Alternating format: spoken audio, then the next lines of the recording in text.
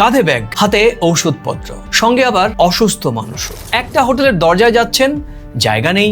আরেকটা হোটেলে যাচ্ছেন, সেখানেও অনিশ্চয়তা। এলাকা বদলাচ্ছেন, কিন্তু নিশ্চিন্তে মাথা গোজার ঠাঁই মিলছে না। রবিবার এই ছবি আমরা অর্থাৎ প্রথম কলকাতায় দেখিয়েছিলাম। ভেবেছিলাম সোমবার হয়তো পরিস্থিতি কিছুটা বদলাবে, কিন্তু না। 24 ঘন্টার পর সংকট যেন আরো প্রকট হয়েছে। এই মানুষগুলির অপরাধ কি? এরা তো কোনো বেআইনি হোটেল চালাননি।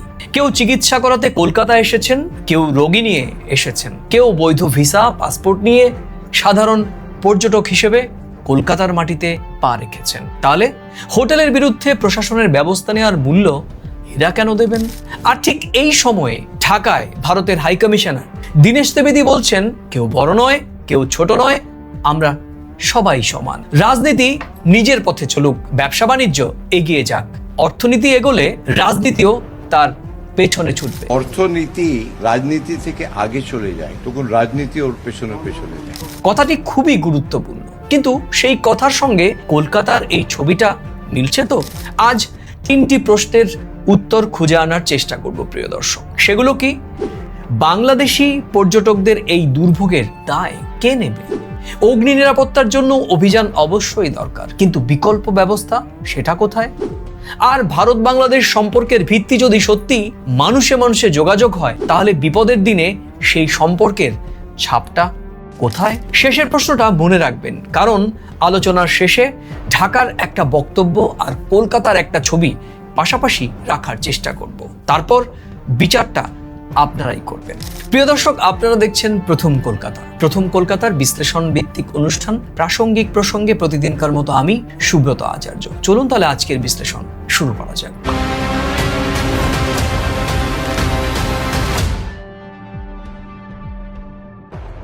প্রথমেই বলবো রবিবারের পর সোমবার কি বদলালো। প্রথমে একটু মাঠের ছবিটা দেখুন প্রিয় দর্শক। রবিবার আমরা এই এলাকাতেই এসেছিলাম। একের পর এক হোটেল বন্ধ, পর্যটকের সমস্যা, কোথায় থাকবেন বুঝতে পারছেন না। সেই ছবি প্রথম কলকাতা আমরাই আপনাদের দেখিয়েছিলাম।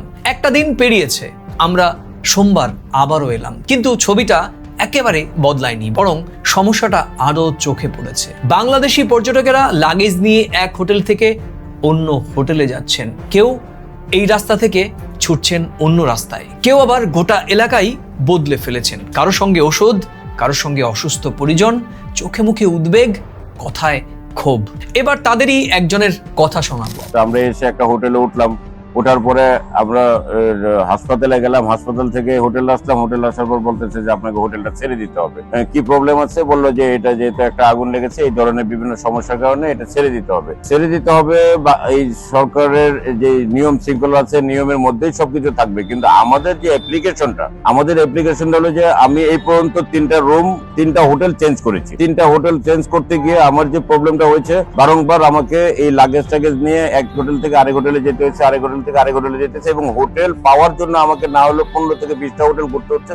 তার মধ্যে 12টা হোটেলেই দেখা গেছে বন্ধ আছে। আর যেহেতু 2-1টা হোটেল খোলা থাকতেছে, তারা হোটেল ভাড়ার ক্ষেত্রে গিয়ে একটু প্রবলেম আমরা ফেস করছি। সেই ক্ষেত্রে গিয়ে আমরা অনেক সমস্যা ফেস করছি।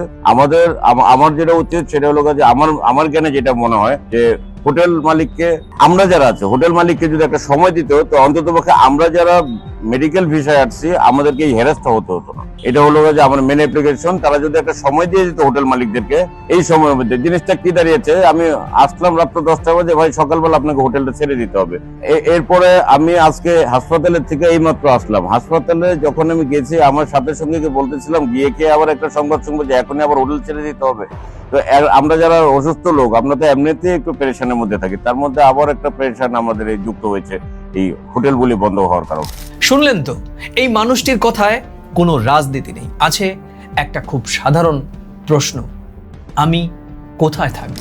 প্রশাসনের কাছে একটা প্রশ্ন রাখতেই হচ্ছে। 19 আগস্ট মধ্য কলকাতার মির্জা গালিব স্ট্রিটের শিখাইনে ভয়াবহ অগ্নিকাণ্ডে 9 জনের মৃত্যু হয়েছে। তাদের মধ্যে 7 জন বাংলাদেশি নাগরিক, 2 জন আমাদের সহনাগরিক। এরপরই কলকাতা পৌরসভা, দমকল এবং পুলিশ হোটেলগুলির অগ্নি নিরাপত্তা ও প্রয়োজনীয় অনুমতি খতিয়ে দেখতে শুরু করে। টাইমস অফ ইন্ডিয়া প্রতিবেদন বলছে, প্রথমে নিউ মার্কেট সংলগ্ন এলাকায় 52টিরও বেশি হোটেল বন্ধ করার খবর পাওয়া যায়। পরে অবশ্য সেই সংখ্যাটি বেড়ে দাঁড়িয়ে যায় প্রায় 1.5 শতাধিক হোটেল। কয়েকদিনের মধ্যে এই এত সংখ্যক হোটেল বন্ধ হয়ে যাওয়ায় বাংলাদেশি পর্যটকেরা মারাত্মক বিপদে পড়েছেন। আর এখানে প্রথম কলকাতার অবস্থান একেবারে পরিষ্কার। অগ্নি নিরাপত্তা নেই, বন্ধ করুন। বেআইনিভাবে চলছে, ব্যবস্থা নিন। মানুষের জীবন নিয়ে আর কোনো আপোষ হতেই পারে না। কিন্তু প্রশ্নটা হচ্ছে যে মানুষটি গতকাল পর্যন্ত ওই হোটেলে অতিথি ছিলেন, কয়েক ঘন্টার মধ্যে তাকে বের করে দিলে তিনি কোথায় যাবেন? আইন মানানো প্রশাসনের দায়িত্ব, ঠিক, কিন্তু সেই ব্যবস্থা নিতে গিয়ে সাধারণ একজন বাংলাদেশি পর্যটক রাস্তায় পড়ে যাবেন, তাদের কে দেখবে?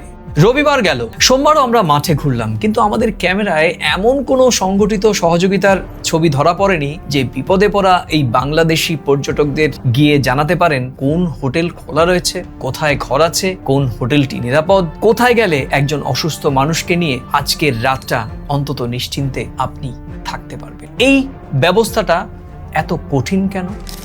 এবার চলুন ব্যবসায়ীদের কথাও শুনুন। আজ আমরা স্থানীয় ব্যবসায়ীদের সঙ্গেও কথা বলেছি, তাদের বক্তব্যটা শোনা দরকার।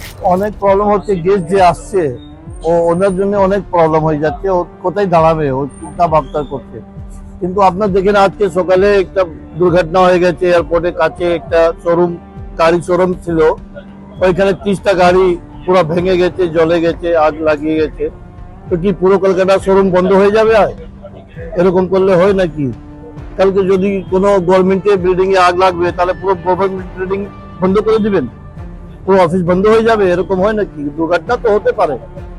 যে সেফটি আছে, যে গাইডলাইন আছে, ওটা আপনাকে বলতে হবে, বুঝাতে হবে যে আমার গভর্নমেন্টের গাইডলাইন আছে, এই গাইডলাইন মধ্যে তোমাকে চলতে হবে।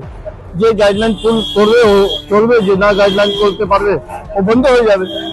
কিন্তু সবাইকে বন্ধ করলে তো একটু অনেক কষ্ট হয়ে যাচ্ছে না?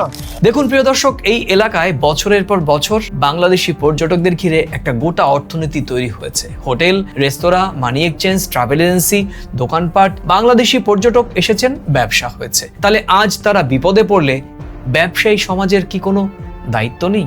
একটা সাহায্য কেন্দ্র করা সম্ভব ছিল না? একটা ফোন নাম্বার, কোন হোটেল খোলা রয়েছে, কোথায় ঘর পাওয়া যাবে, আর একটা তালিকা?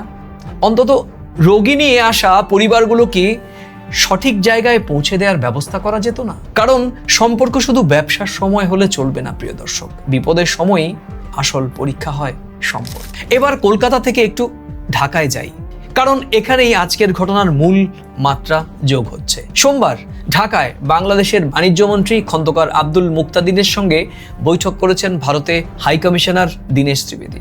বৈঠকের পর তিনি বলেছেন, রাজনীতি নিজের পথে চলবে, কিন্তু দুই দেশের ব্যবসায়িক সম্পর্ক এগিয়ে নেওয়া দরকার রয়েছে। তিনি আরো বলেছেন, কেউ বড় নয়, কেউ ছোট নয়, আমরা সবাই সমান। অর্থনীতি রাজনীতির আগে গেলে রাজনীতিও ধীরে ধীরে সেই পথ অনুসরণ করবে, এমন কথাও বলেছেন ভারতীয় হাই কমিশনার। আর মাত্র কয়েকদিন আগেই স্বাধীনতা দিবসের অনুষ্ঠানে দীনেশ ত্রিবেদী মানুষে মানুষে যোগাযোগকে ভারত বাংলাদেশের সম্পর্কের আসল প্রাণ বলেও বর্ণনা করেছিলেন। আমি তার কথার বিরোধিতা করছি না প্রিয় দর্শক, বরং বলছি এটাই হওয়া উচিত। রাজনৈতিক সম্পর্ক খারাপ হতে পারে, সরকারের সঙ্গে সরকারের মতবিরোধ সেটাও থাকতে পারে, কিন্তু সাধারণ মানুষ কেন তার মূল্য দিচ্ছেন, দেবেন? আর তাই আজকে আমার প্রশ্ন, দুই দেশের সম্পর্কের পরীক্ষা কি শুধু ঢাকার বৈঠকের টেবিলে হবে, নাকি কলকাতার এই রাস্তাতেও দেখা যাবে? আর এই তথ্যগুলো যদি আমি একসঙ্গে রাখি তাহলে আমার বিশ্লেষণ পরিষ্কার। ভারত বাংলাদেশের রাজনৈতিক সম্পর্কে টানাপোড়েন থাকতেই পারে, কূটনৈতিক মতপার্থক্য সেটিও থাকতে পারে, কিন্তু মানুষে মানুষের সম্পর্ক যদি সত্যি দুই দেশের সম্পর্কের ভিত্তি হয়, তাহলে আজ কলকাতায় এই বিপদে পড়া বাংলাদেশি পর্যটক তাদের সামনে এগিয়ে গিয়ে দেখাতে হবে। বাংলাদেশের একজন মানুষ কলকাতায় চিকিৎসা করাতে এসে হোটেল না পেলে সেটা হয়তো দিল্লি ঢাকার বড় কূটনৈতিক ঘটনা নয়, কিন্তু তার কাছে ভারত সম্পর্কে যে অভিজ্ঞতা, এটাই লাগেজ নিয়ে ঘুরেছেন, অসুস্থ মানুষ সঙ্গে কোথায় থাকবেন জানেন না, আর সাহায্যের জন্য কোথায় যাবেন সেটাও কেউ বলে দেননি। আর এই ছোট ছোট অভিজ্ঞতাই কিন্তু শেষ পর্যন্ত একটা দেশের মানুষের অন্য দেশের প্রতি কিভাবে দেখবেন সেই ধারণা তৈরি করে দেয়, আর এটা ভুলে গেলে চলবে না। তবে এখানে বিপরীত যুক্তিটাও শুনতে হবে। সেটা কি? প্রশাসন বলতেই পারেন আগুনে নজন মারা গিয়েছেন আর ঝুঁকি নেওয়া যাবে না, 100% ঠিক, ব্যবসায়ীরা বলতে পারেন হোটেল বন্ধ হয়ে গেলে আমাদের ক্ষতি হচ্ছে, সেটাও সত্যি, কিন্তু তাই বলে পর্যটক লাগেজ নিয়ে রাস্তায় ঘুরবেন এটাই কি একমাত্র পথ? নিরাপত্তাও থাকবে, আবার মানুষকে সাহায্যও করতে হবে, আর এই দুটো একসঙ্গে করা যায় না? অবশ্যই করা যায়। এবার চলুন বিশ্লেষণের শুরুতে যে জায়গাটি নিয়ে কথা দিয়েছিলাম সেখানে ঘুরে আসি। এবার দুটো ছবি পাশাপাশি রাখলাম। একদিকে বলা হচ্ছে কেউ বড় নয়, কেউ ছোট নয়, আমরা সবাই সমান, মানুষে মানুষের সম্পর্কই দুই দেশের সম্পর্কের আসল শক্তি। আর অন্যদিকে সোমবার পর্যন্ত কলকাতায় আমরা দেখলাম সেই মানুষগুলিরই একটা বড় অংশ মাথা গোঁজার জায়গা খুঁজেই পাচ্ছেন না। আর এখানেই আমার প্রশ্ন, কথা আর বাস্তবের মধ্যে এতটা ফারাক থাকবে কেন? এটা ভারত বিরোধিতার কোনো প্রশ্ন নয়, একই সঙ্গে বাংলাদেশ বিরোধিতারও প্রশ্ন নয়, বরং ভারত বাংলাদেশ সম্পর্ককে সত্যি শক্তিশালী করতে চাইলে এই প্রশ্নটাই করা দরকার। কূটনীতির টেবিলে সম্পর্কের কথা বলা সহজ, আর সেই সম্পর্ক সাধারণ মানুষের জীবনে পৌঁছচ্ছে কিনা আসল পরীক্ষা সেখানে। কলকাতার প্রশাসনের কাছে আমার খুব সাধারণ কয়েকটি প্রশ্ন। অবৈধ হোটেলের বিরুদ্ধে ব্যবস্থা নিতেই পারেন, কিন্তু একই সঙ্গে বৈধ এবং নিরাপদ হোটেলের একটা তালিকা প্রকাশ করা যায় না? একটা হেল্প ডেস্ক করা যায় না? একটা ফোন নাম্বার দেয়া সম্ভব হয় না? বাংলাদেশ থেকে চিকিৎসার জন্য আসা মানুষটি বিপদে পড়লে কোথায় যোগাযোগ করবেন সেটা অন্তত জানানো সম্ভব হয় না? আর স্থানীয় ব্যবসায়ীদের একটা কথা বলবো, বাংলাদেশি পর্যটকরা বছরের পর বছর এই এলাকার অর্থনীতিকে সচল রেখেছেন, আজকে তারা বিপদে, আজ তাদের পাশে দাঁড়ানোর দায়িত্ব আপনাদেরই। কলকাতা বহু বাংলাদেশি পরিবারের কাছে একটা বিদেশি শহর নয়, বরং চিকিৎসার জায়গা, কেনাকাটার জায়গা, পরিচিত মানুষের জায়গা, ভরসার জায়গাও। একটা ভয়াবহ দুর্ঘটনা এবং তার পরের অবস্থা যেন সেই ভরসার জায়গাটিকেই নষ্ট না করে।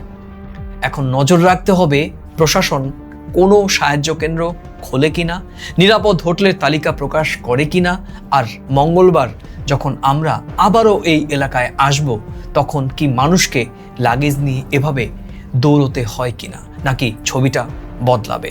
আর আপনাদের কাছে আমার প্রশ্ন, ঢাকায় যে মানুষে মানুষের সম্পর্কের কথা বলা হচ্ছে, কলকাতার রাস্তায় তার প্রতিফলন কি আপনারা দেখতে পাচ্ছেন?